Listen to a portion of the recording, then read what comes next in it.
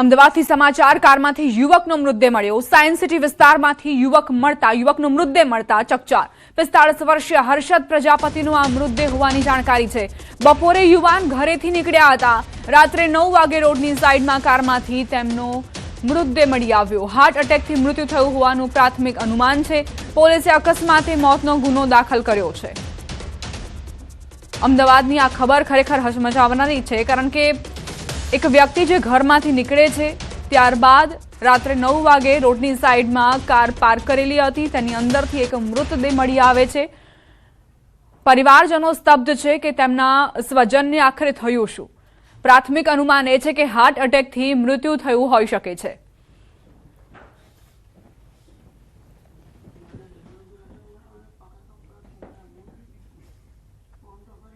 હવે આગળ વાત, શું ઉનાળો ઉડી ગયો?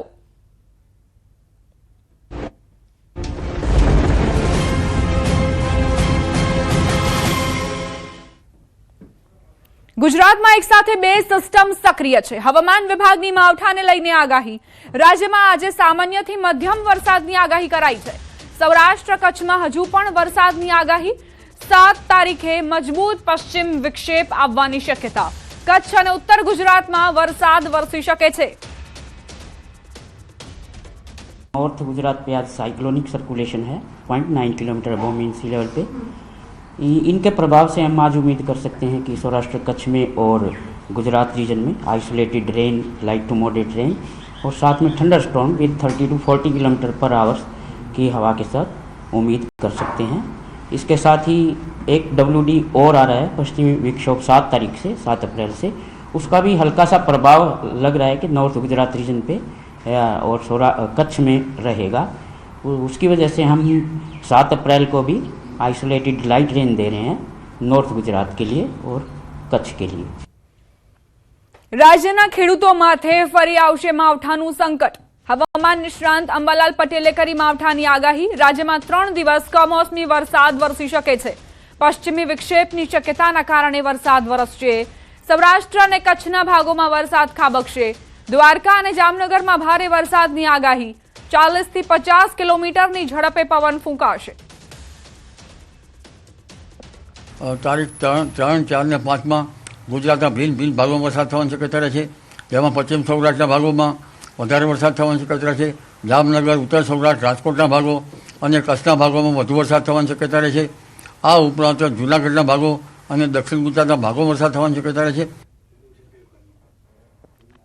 સુરેન્દ્રનગરમાં અણધારી આફતે જગતના તાતના હાલ બેહાલ કર્યા।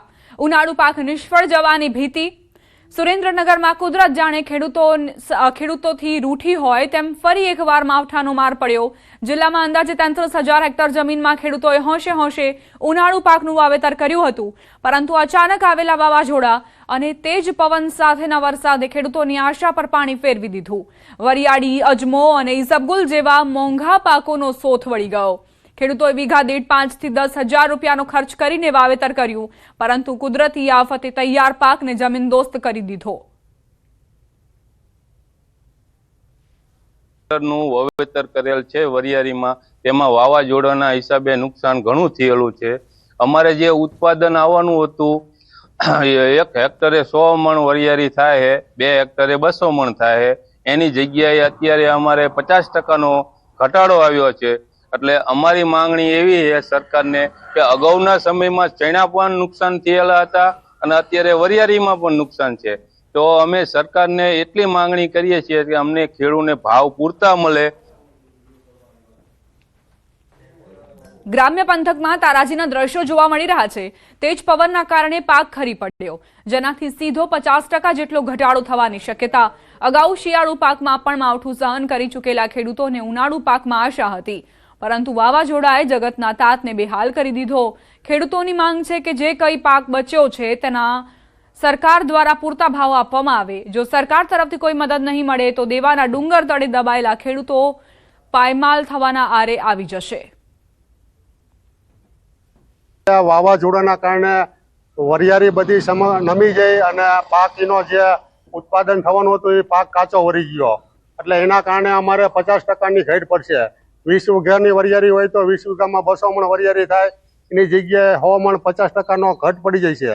ને જે કંઈ પાક અમારો બચ્યો એમાં સારા ભાવ મળે ખેડૂતોને 2500-3000 રૂપિયા મણના ભાવ મળે તો ખેડૂત બેઠો થઈ શકે, નકર ખેડૂતો ખરીફ સિઝનમાં તો પાયમાલ થયો પણ આ રવિ સિઝનમાં પણ પાયમાલ થયો। સુરેન્દ્રનગર જિલ્લાના ખેડૂતોથી જાણે ફરી એકવાર કુદરત રૂઠી હોય તેવી સ્થિતિ સર્જાઈ છે।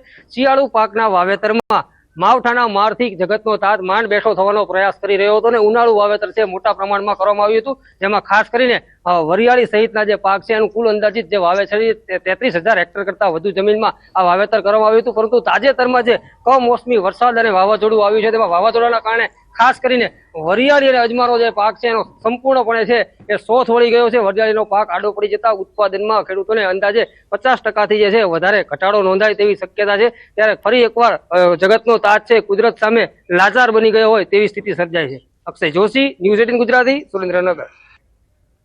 અમદાવાદમાં રાહદારીઓને રિક્ષામાં બેસાડી લૂંટ ચલાવતી ટોળકીને પોલીસે ઝડપી પાડી છે। આ ટોળકી મુસાફરોને રિક્ષામાં બેસાડી શર્ટના સોનાના બટન જેવી કિંમતી ચીજવસ્તુઓની લૂંટ ચલાવતી હતી, જેમાં પોલીસે કુલ 4 આરોપીઓની ધરપકડ કરી છે। ઝડપાયેલા આરોપીઓ અગાઉ પણ 20 જેટલા ગુનાઓને અંજામ આપી ચૂક્યા હોવાનું સામે આવ્યું છે અને હાલ સાણંદ પોલીસ આ મામલે વધુ તપાસ કરી રહી છે। એક ગેંગ છે જે રિક્ષામાં પેસેન્જરના સ્વાંગમાં બેસે છે અને વૃદ્ધ લોકો જે હોય છે અને ટાર્ગેટ કરીને તેને રિક્ષામાં બેસાડીને લૂંટ આચરતી હોય છે। આજે ફરિયાદી છે પોતાના ઘરે જઈ રહ્યા હતા તે દરમિયાન આ જે ગેંગના માણસો છે તે લોકોએ તેને લિફ્ટ આપીને રિક્ષામાં બેસાડ્યા અને ત્યારબાદ તેમના પહેરણમાંથી 4 જે સોનાના બટન હતા તે છરી બતાવીને તેમને ઢીકાપાટુનો માર મારીને અને આ બટનની લૂંટ કરી છે અને ત્યારબાદ તેમને ધક્કો મારીને રિક્ષામાંથી ઉતારી દીધા હતા। ભાવનગરમાં અશાંત ધારા હેઠળ ભ્રષ્ટાચાર મામલે આખરે 15 દિવસ બાદ ફરિયાદ નોંધાઈ।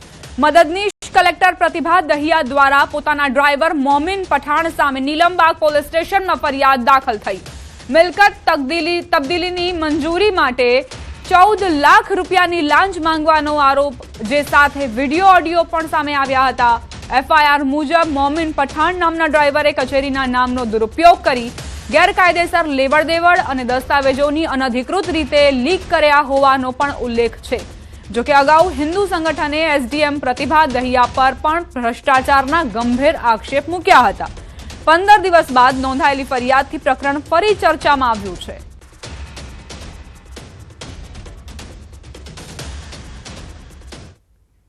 રાજકોટમાં કાર ચાલકે અકસ્માત સર્જ્યો, 3 બાઇક અને 2 કારને અડફેટે લીધી। ઘટનામાં સદનસીબે કોઈ જાનહાનિના સમાચાર નથી। કાર ચાલક નશાની હાલતમાં હોવાની આશંકા। પોલીસે કાર ચાલકની અટકાયત કરી પૂછપરછ હાથ ધરી છે। તેના ટેસ્ટ પણ કરવામાં આવશે કે શું ખરેખર તેણે દારૂનું સેવન કર્યું હતું, કોઈ માદક પદાર્થનું સેવન કર્યું હતું અને ત્યારબાદ કાર ચલાવી હતી કે કેમ।